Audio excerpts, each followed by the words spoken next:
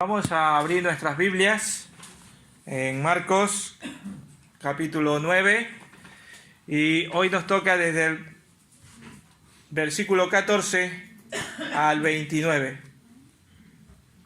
9 del 14 al 29. Dice la palabra del Señor en Marcos capítulo 9 versículos 14 al 29. Cuando llegó a donde estaban los discípulos, vio una gran multitud alrededor de ellos y escribas que discutían con ellos. Enseguida toda la gente, viéndolo, se asombró y corriendo a él lo saludaron. Él les preguntó: ¿qué discutís con ellos? Respondiendo uno de la multitud dijo: Maestro, traje a ti mi hijo, que tiene un espíritu mudo, el cual, donde quiera que lo toma, lo sacude, echa espumarajos, cruje los dientes y se va secando. Dije a tus discípulos que lo echaran fuera, pero no pudieron. Respondiendo él les dijo: generación incrédula, ¿hasta cuándo he de estar con vosotros? ¿Hasta cuándo os he de soportar? Traédmelo. Se lo trajeron, y cuando el espíritu vio a Jesús, sacudió con violencia al muchacho, que cayó al suelo revolcándose y echando espumarajos. Jesús preguntó al padre: ¿cuánto tiempo hace que le sucede esto? Él dijo: desde niño, y muchas veces lo arroja al fuego o al agua para matarlo. Pero si puedes hacer algo, ten misericordia de nosotros y ayúdanos. Jesús le dijo: si puedes creer, al que cree todo le es posible. Inmediatamente el padre del muchacho clamó y dijo: creo, ayuda mi incredulidad.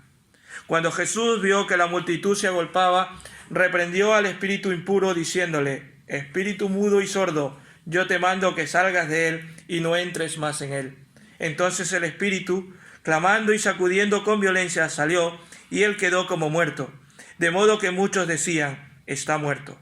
Pero Jesús, tomándolo de la mano, lo enderezó y se levantó. Cuando él entró en casa, sus discípulos le preguntaron aparte: ¿por qué nosotros no pudimos echarlo fuera? Y él les dijo: este género con nada puede salir sino con oración y ayuno. Señor, bendiga su palabra.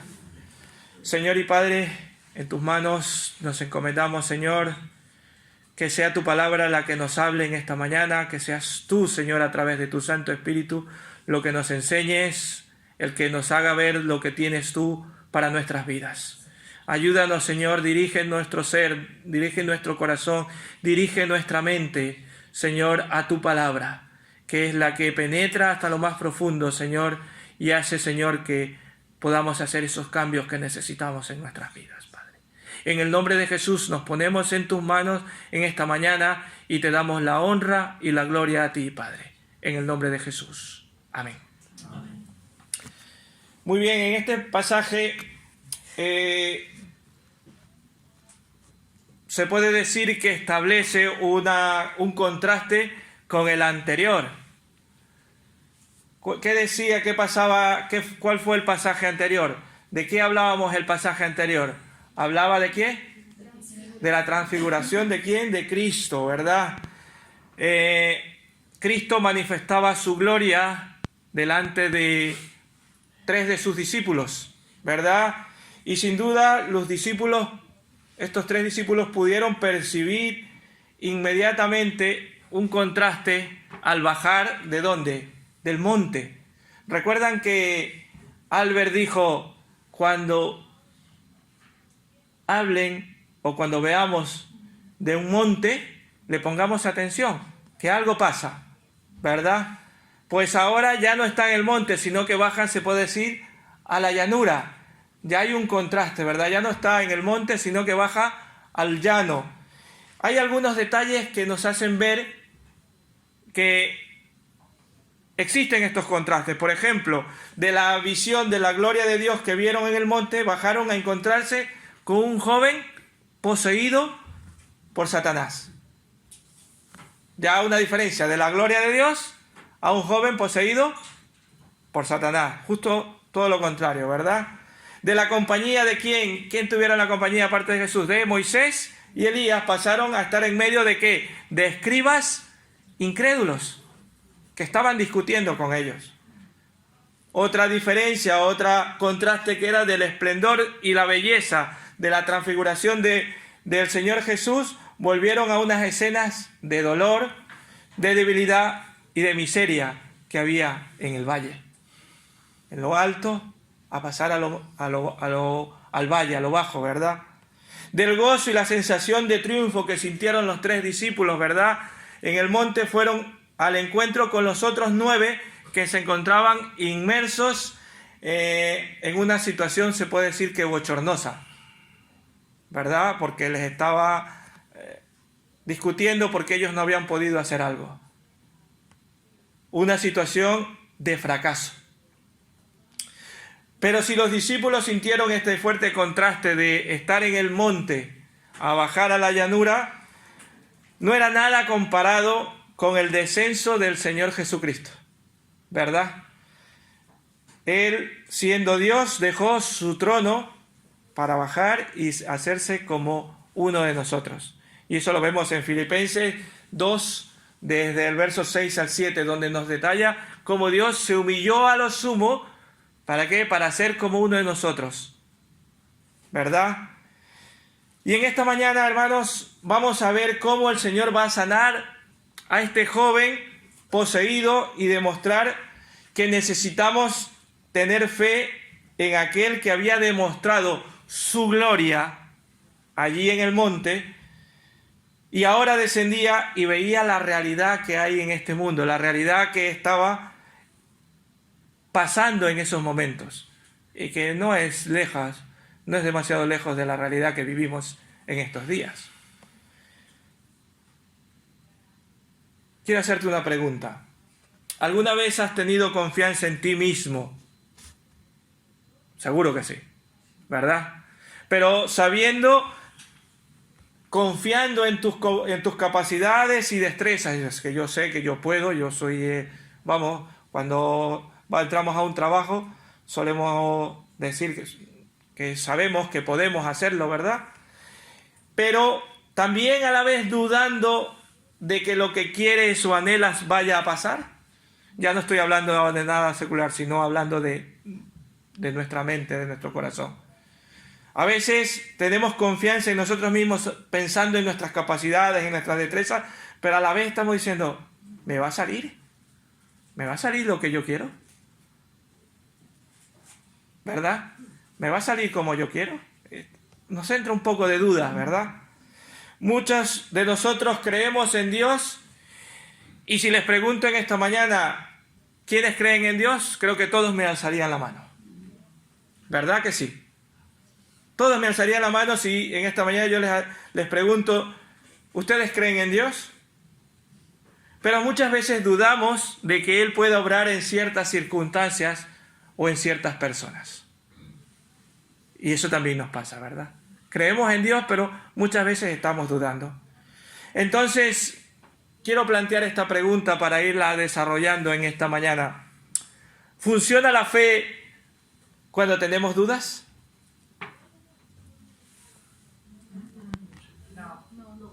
Bueno, ya veremos.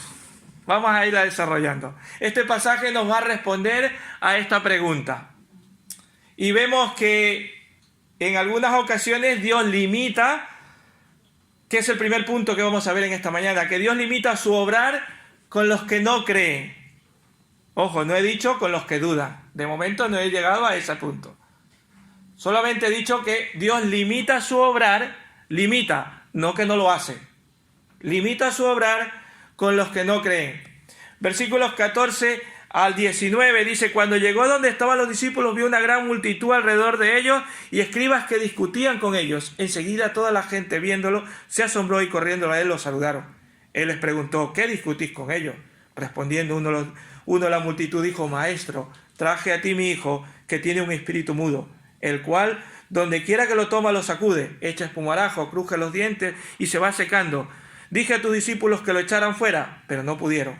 Respondiendo él le dijo, generación incrédula, ¿hasta cuándo he de estar con vosotros? ¿Hasta cuándo he de soportar?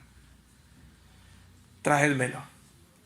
Cuando Jesús desciende del monte con los 3 discípulos, se encuentra con los otros 9 y con una multitud, y unos escribas que, ¿qué cosa? Disputaban con ellos. Vaya novedad, ¿verdad? Los escribas, los fariseos, los saduceos, siempre, ¿qué cosa? Discutiendo o disputando. En este caso no estaba Jesús, pero sí con sus discípulos, ¿verdad? Que no pudieron echar fuera un demonio. Los escribas estaban disputando, discutiendo, y quizás podemos llegar a pensar que estaban hasta burlándose. Porque los seres humanos, cuando no podemos hacer algo, ¿qué es lo que pasa? Los que están a nuestro alrededor. Siempre tendemos a burlarnos de los demás. Pero estos escribas no estaban considerando los hechos poderosos de Jesús, ni en qué nombre lo habían hecho, ni estaban considerando el maestro que tenían delante, que en esos momentos no estaba allí.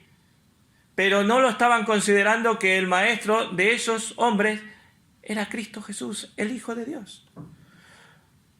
Porque muchos quieren los beneficios de Dios, pero no quieren a su Hijo, ¿verdad? Muchos quieren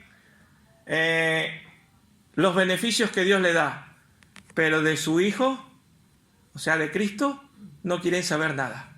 Y reciben bendiciones, pero de Cristo, nada. Nada de nada. Muchos hermanos, y ahora ya siendo creyentes, dicen ser cristianos y creen en Jesús, pero hermanos, no le obedecen. No se someten a sus palabras, tienen mucha información de Jesús, pero no hay cambios en sus vidas. Tristemente hay muchos que oran y ayunan, diezman y ofrendan, pero con motivaciones equivocadas. Hasta ahí conozco personas que han hecho pactos financieros, pactos entre comillas, pactos financieros con el Señor, pensando que de algún modo podrán obligar a Dios a darles lo que quieren. Dice, si yo le doy esto a Jesús en mis ofrendas, pues el Señor me va a dar esto que estoy deseando. ¿Verdad? Yo sí los conozco, yo sí he escuchado de esas personas. No hay ninguno aquí, de ustedes por si acaso no lo he escuchado, por favor. No, yo no lo he escuchado de aquí. Pero se olvidan que la palabra del Señor dice en Santiago 4:3, piden y no reciben, porque lo hacen mal. ¿Para qué? Para gastar en sus deleites. Santiago 4:3 lo dice, piden y no reciben, ¿por qué? Porque lo hacen mal. Pero si crees en Cristo, todo es posible, porque crees y estás creyendo en el mismo Dios. Pero el que no cree, como dice Mateo 13:58, y no hizo allí muchos milagros a causa de la incredulidad de ellos. Entonces podemos decir que Dios limita su obrar en aquellos que no creen, porque lo dice la palabra de Dios. Mateo 13:58 nos los afirma. Y no hizo muchos milagros a causa de ¿qué cosa? De la incredulidad de esas personas. Cuando no creemos, cuando hay incredulidad, Dios limita su obrar. Pero aún así, Dios es misericordioso. Pero aún así, Dios es misericordioso y tiene misericordia. El Padre trajo a su Hijo a Cristo, pero no halló sino a ¿qué cosa? A sus nueve de sus discípulos. Seguramente este hombre había oído de Cristo y su poca fe que tenía lo llevó a pensar que Jesús era misericordioso, y en realidad sí que lo es. Y si no, pongámonos a demostrar nuestras vidas cuántas veces no le hemos sido infiel al Señor. Pero aún así, el Señor es misericordioso y nos da lo que necesitamos. Y a veces hasta nos suple, ¿verdad? Misericordioso. Jesús es misericordioso, que ninguno de los que habían venido a Él habían sido rechazados ni habían sido avergonzados. Si leemos la vida de Jesús, todo el que vino a Jesús no fue rechazado. Y ese conocimiento que él tenía, que este hombre tenía, lo hace que lo lleve, a pesar de que a lo mejor tenía poca fe, llevarlo y ir hacia Cristo. Y en principio, como vemos, lo que se encuentra es con los 9 discípulos y que estaban esperando al Señor. No sé, tal vez para este hombre, dibujando un poco un cuadro de él, habría sido desesperante, ¿no es verdad? Es como si ustedes van a hacer un trámite y resulta que está cerrada la ventanilla y lo necesitan hacer ya. Qué frustración, ¿verdad? Un papeleo que tienen y van a esa ventanilla y no la encuentran. Está cerrada. Se frustran. Pero es que lo necesito ya y no lo puedes hacer. Pues él tenía una necesidad bastante complicada y no lo encontraba. Quizá un poco frustrante porque no era directamente a Jesús el que le estaba atendiendo, pero él necesitaba encontrar algo de misericordia y lo encontró en sus discípulos. Sí, los discípulos lo atendieron. La fe de este hombre no era completa, pero indica que había algo de esperanza, de misericordia del Señor. La fe de los discípulos también no era completa, pero también tenía una actitud de misericordia hacia el hijo de este hombre. A pesar del fracaso que estaban teniendo sus discípulos, el Señor tiene una misericordia y, como vemos más adelante, es una misericordia efectiva. Este hombre le dice: dije a tus discípulos que lo echasen fuera y no pudieron. Los discípulos no habían podido echar el espíritu maligno que atormentaba a este pobre muchacho. Y como siempre, esto no pasa inadvertido para los escribas. Como no pudieron, pues estaban ya justo los otros mirando para atacar. Y eso siempre es así, hasta en nuestros días. El mundo nos observa y está buscando nuestros fallos. Y es triste admitir que los tenemos. Es verdad, todos tenemos fallos. Es triste admitirlo, pero es así. No siempre alcanzamos lo que el Señor espera de nosotros. Y cometemos errores y cometemos fallos. Que como los discípulos también tuvieron esos fallos y estaban siempre los escribas esperándolo para acusarlos. Nosotros también tenemos que ir y seguir aprendiendo del Señor y consagrarnos más a Él para que dejemos de cometer esos fallos que tenemos delante de los demás. La misma experiencia del Padre había sido compartido por muchas personas en algún momento y quedando desilusionadas. En este momento el hombre estaba desilusionado porque no podía encontrar la solución que quería para su hijo. Pero eso nos pasa a nosotros. Algunas personas quedan desilusionadas en algún momento por una iglesia o por un siervo del Señor. Y esto es muy posible, y en realidad ha pasado, y Dios quiera que no siga pasando, pero lamentable sigue pasando. Que nuestros comportamientos, estas causan desilusión en los que nos están mirando. Pero sin embargo, hermanos, nadie podrá decir que el que ha ido a Jesucristo ha regresado desilusionado. Por eso siempre no nos cansaremos de decir: no miremos al hombre, no miremos a las personas, miremos ¿a quién? A Cristo, porque Él es el único sin pecado. Toda persona que ha ido a Cristo no ha sido defraudada, no ha quedado desilusionada, porque el Señor Jesús siempre está para Él y para esa persona. No tenemos que mirar a los demás. Si vemos los fallos, oremos por ellos. Pero ¿qué pasa? Que tomamos como ejemplo esos dice: si ellos son, yo también, yo no quiero eso.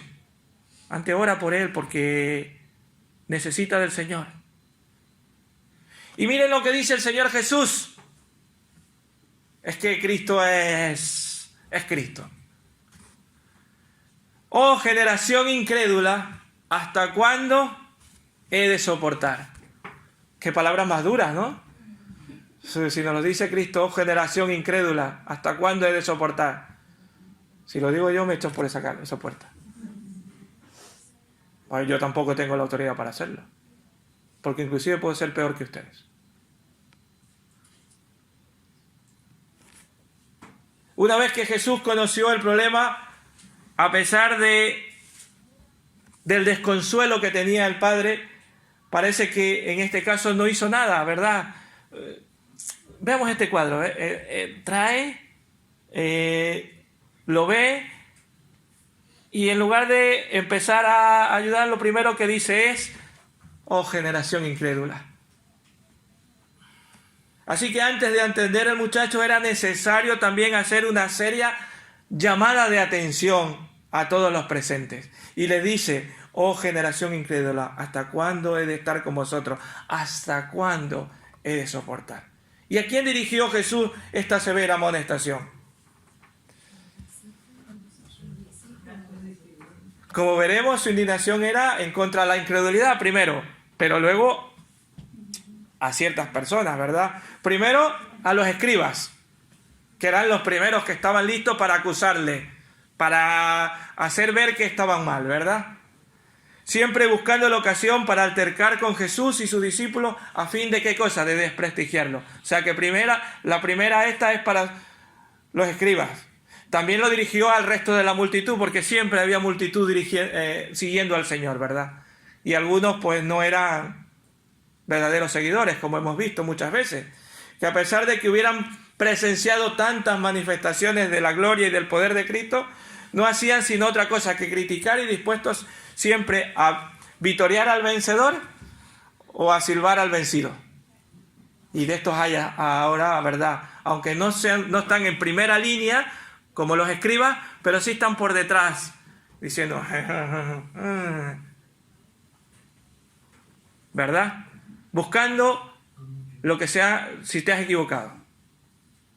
También a los discípulos, que ustedes lo han dicho en esta mañana, que a pesar de que en otras ocasiones habían echado fuera demonios, ¿verdad? Si leemos un par de capítulos antes, el Señor los mandó de 2 en 2 y les dio el poder ¿para qué? Para que echaran demonios, y cuando ellos vinieron dijeron: sí, hemos predicado y hemos echado fuera demonios. Y lo habían hecho en su nombre. Pero en esta ocasión todavía se resistían a aceptar algo muy interesante, algo que les había dicho un poquito antes, de que ¿qué cosa? De que él tenía que ser clavado en una cruz. Y eso no lo aceptaban todavía ellos, todavía no les quedaba claro. Como habíamos dicho, sus mentes todavía estaban, sus ojos estaban todavía que veían como si fueran árboles que se movían, porque estaban a medias todavía, a media luz. Y ese especial anuncio de la cruz les hacía que ellos tuvieran poca fe. Y esa poca fe pues no daba sus frutos. Y también al Padre, porque como vemos en el pasaje, él fluctuaba con su fe y la desesperación.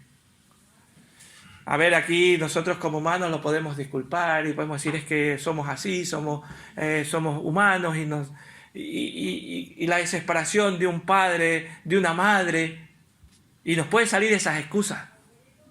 Pero había que tener fe en Cristo. La gravedad de esta amonestación, lo diré, se deja ver como el lenguaje empleado por Jesús, también muy similar al que había utilizado bastantes años atrás, muchísimos años atrás, Moisés. En Deuteronomio 32:6 les dice: generación torcida y perversa, ¿así pagáis a Jehová, pueblo loco e ignorante? ¿No es Él tu Padre que te creó? Él te hizo y te estableció. ¿Saben cuándo le dijo esas palabras Moisés al pueblo? ¿Saben cuándo? Cuando él fue a recibir las tablas de la ley, y cuando bajó, ¿qué se encontró con el pueblo? ¿Qué estaba haciendo? Adorando imágenes. Habían hecho una imagen. Y estas palabras se parecen mucho a los que Jesús les estaba diciendo en estos momentos. Y creo que nos dice a nosotros también: cuidado, Jesús también nos está diciendo esto. En estas circunstancias Jesús hace esta pregunta y pone en evidencia la resistencia de aquella generación, y creo que también pone en evidencia en esta generación, porque esta generación, si vemos también, es incrédula. No está Jesús ahora para decir hasta cuándo estará con vosotros, porque no, Él físicamente no lo está, pero a través de su Santo Espíritu en medio de nosotros sí que está aquí. Pero sigue siendo una generación incrédula. Y a veces nosotros también nos comportamos como incrédulos. Los siguientes versículos, los siguientes 2 versículos, hace como una transición o como una especie de que Dios quiere que le hablemos, que seamos nosotros los que confesemos. Porque Jesús le preguntó al Padre, ¿cuánto tiempo hace que le sucede esto? Él quería saber, él ya lo sabía, ¿verdad? Y él sabe todo de nosotros, pero él necesita que nosotros se lo digamos. Como en este caso al Padre le pregunta, ¿cuánto tiempo hace que sucede esto? Él quiere que nosotros vayamos a Él y que se lo digamos. Es mi apreciación, pero yo creo que quiere ver cuánta fe tenemos al pedírselo. Aunque los discípulos habían fracasado en esos intentos de liberar al muchacho, Jesús no temía tratar el caso y pidió, como vemos en los versículos, que lo trajeran al muchacho. Y esto nos recuerda que siempre podemos acudir a Jesús cuando todo lo demás falla. Porque solemos ser así. Buscamos a Jesús cuando todo ha fallado. Pero es al revés. Primero busquemos a Jesús y después vayamos a hacer todo lo que Él mismo nos indica. Pero nosotros solemos hacer primero nuestros propios esfuerzos, nuestras propias lo que nuestra mente está diciendo, y ya cuando fallamos, entonces, ¡ay! Es que a Jesús tenía que haberle pedido. Y nos pasa eso a diario, ¿verdad? Pero es a Jesús primero el que tenemos que ir.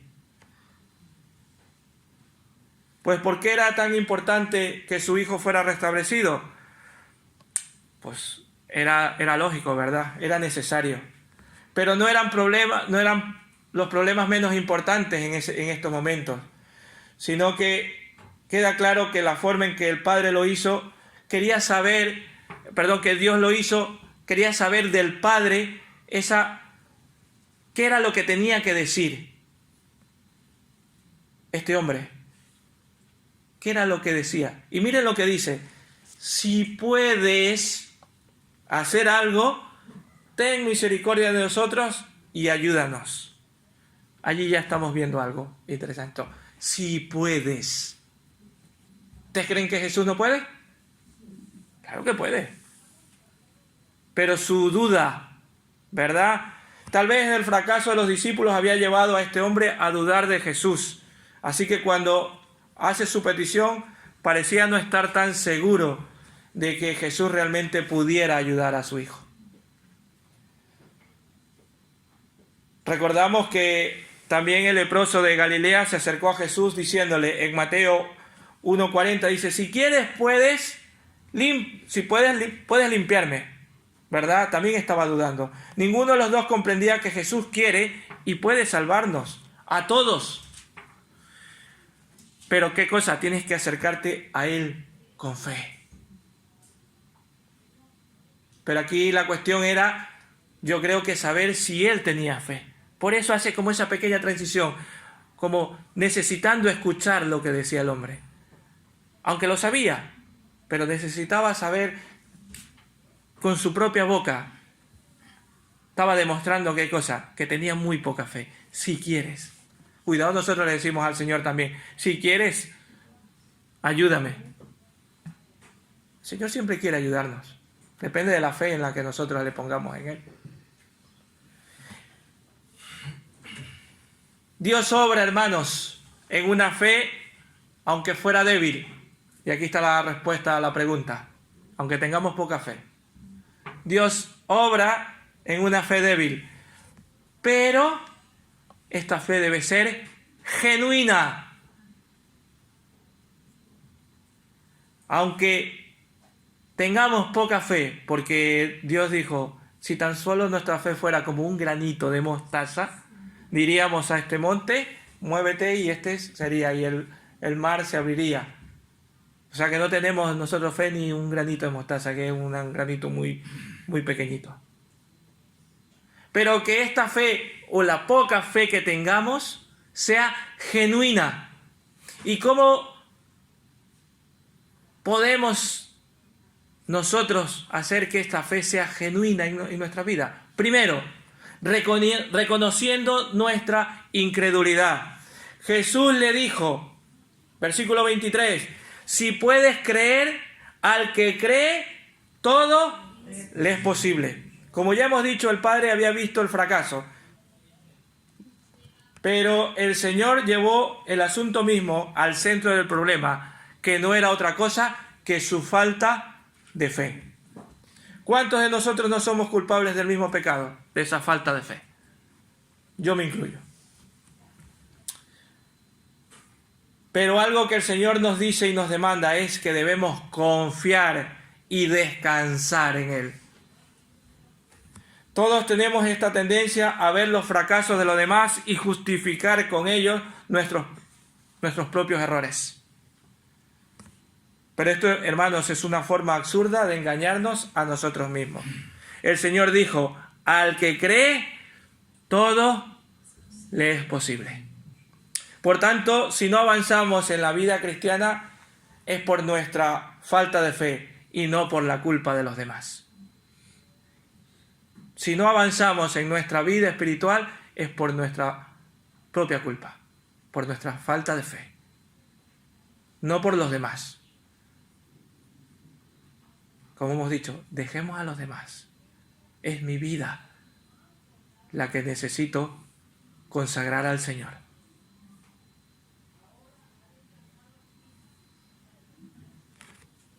En cuanto a la frase al que cree todo le es posible, abarca bastante amplia, ¿verdad? Al que cree todo le es posible. Es probable que el Señor se refiera no tanto a lo que podamos hacer mediante la fe, sino a lo que Dios nos dará en respuesta a nuestra fe. ¿Lo entendemos? Lo que Dios nos dé como respuesta a nuestra fe, porque nosotros podemos creer o podemos querer hacer muchísimas cosas, pero el Señor da la respuesta a nuestra fe. Y también, por supuesto, Dios quiere que cualquier cosa que nosotros querramos, porque la verdadera fe, hermanos, se somete siempre a la voluntad de Dios. Ojo, la verdadera fe siempre se somete a la voluntad de Dios. ¿Lo entendemos? Que la voluntad de Dios la sabemos aceptar y la aceptamos con fe. Y a veces la voluntad de Dios no es algo bueno para nuestras vidas. Hay momentos en que la voluntad de Dios es que tengamos una enfermedad complicada. Pero esa es la voluntad de Dios. Dios así lo ha permitido. Pero tenemos que seguir teniendo fe en ese Cristo, en ese Dios. Y entonces el hombre demuestra, y como hemos dicho, que para poder tener esa fe genuina debemos reconocer nuestra incredulidad. El Padre clamó y dijo, creo, ayuda mi incredulidad. Y creo que todos podemos decir esta frase. Creo que todos deberíamos decir esta frase. Creo, ayuda mi incredulidad. Estaba reconociendo que él le faltaba fe. Reconociendo su incapacidad, como debemos creo que hacerlo cada uno de nosotros. La angustiosa contestación del Padre reveló sus dudas. Con total honestidad expresó su fe al mismo tiempo que reconocía la flaqueza de la misma. Sin embargo, había algo de fe, y tal vez esa pequeña fe que tenía lo llevó hasta el Señor, y el Señor mismo después se encargaría de robustecerla y de hacerla crecer, como lo puede hacer con cada uno de nosotros. Debemos reconocerlo. Debemos reconocer que no somos nada, que necesitamos de Él, que necesitamos de esa fe. De esto debemos aprender también de la forma correcta de enfrentar nuestra incredulidad. Es llevándosela ¿a quién? A Jesús.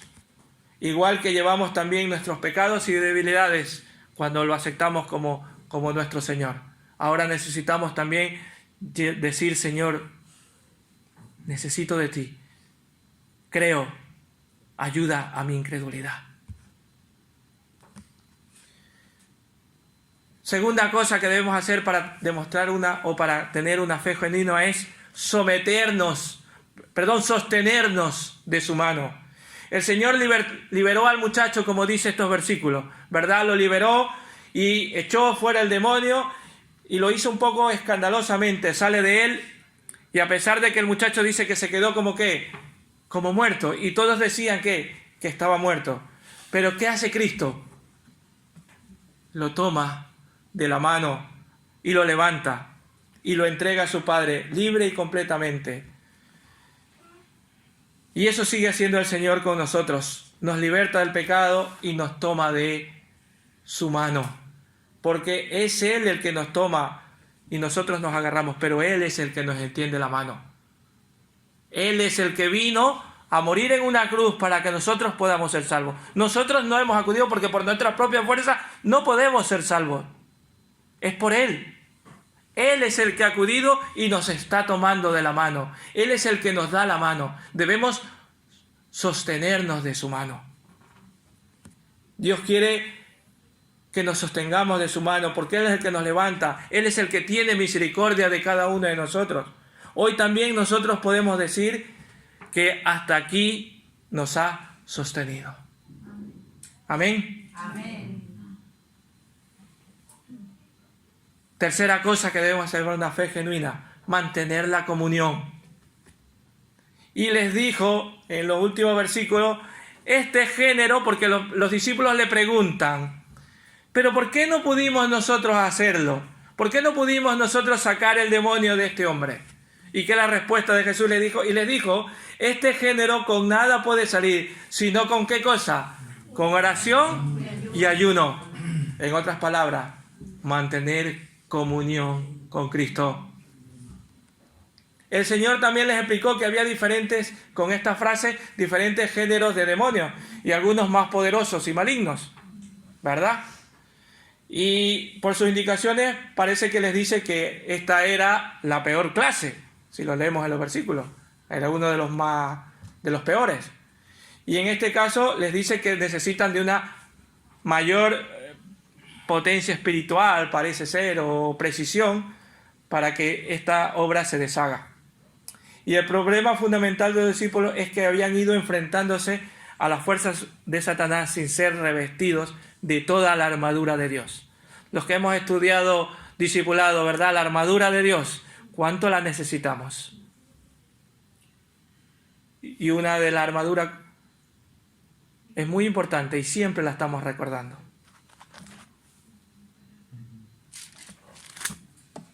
Pero nos olvidamos de ella, de la oración, y nos olvidamos de ella. Había varias cosas habían descuidado. Primeramente, como ya hemos indicado, les faltaba fe, pero también, como dice, les faltaba ¿qué cosa? Oración y ayuno. Es por medio de estas dos cosas que entramos en comunión con Dios y en dependencia de Él. Y esto se traduce en nuestras vidas en poder para el servicio del Señor.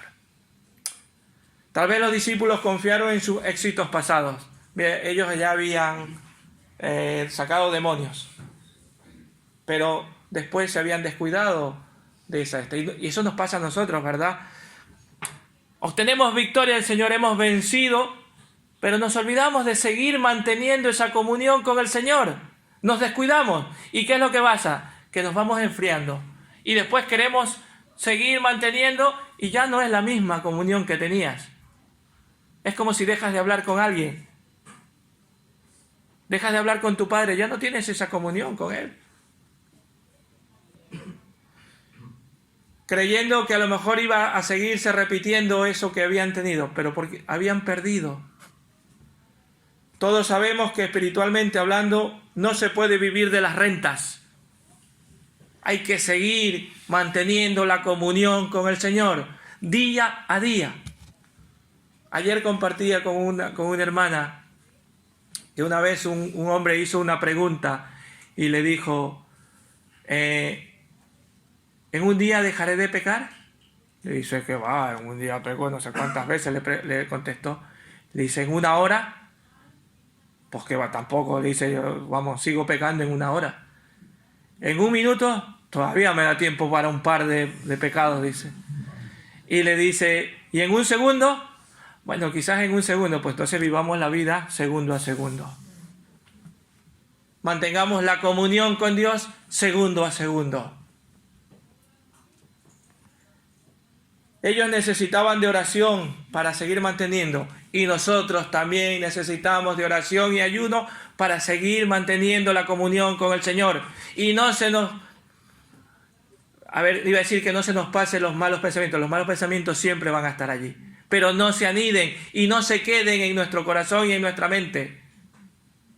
Las tentaciones siempre van a estar allí. Pero cuando estamos preparados las venceremos.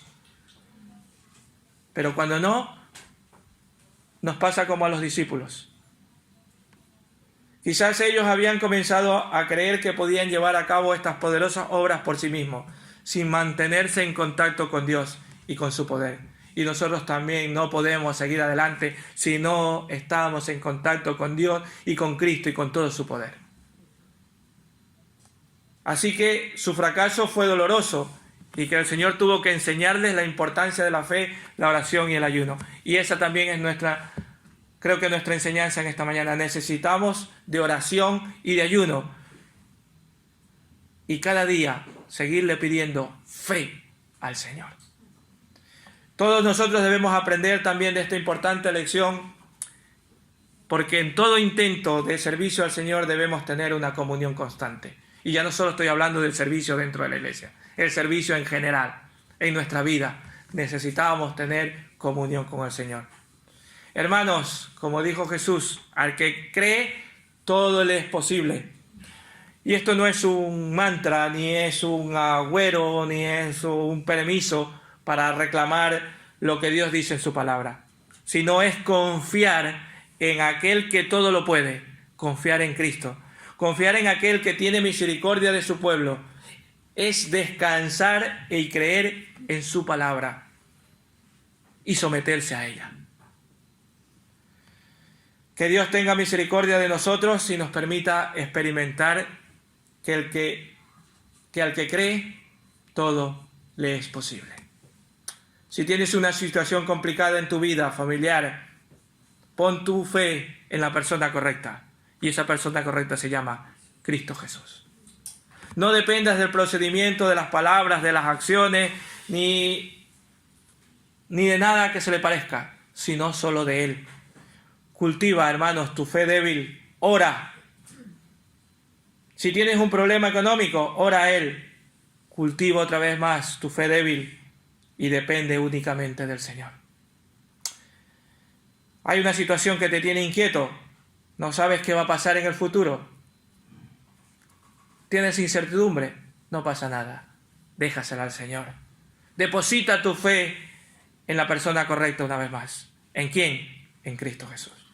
Tu fe, y hermanos, con esto termino y con esta frase termino. Tu fe puede ser débil, pero debe ser una fe genuina.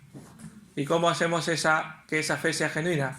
Cada día manteniendo la comunión en Cristo y sometiéndonos a su poder y sosteniéndonos de Él. ¿Y cómo lo podemos hacer?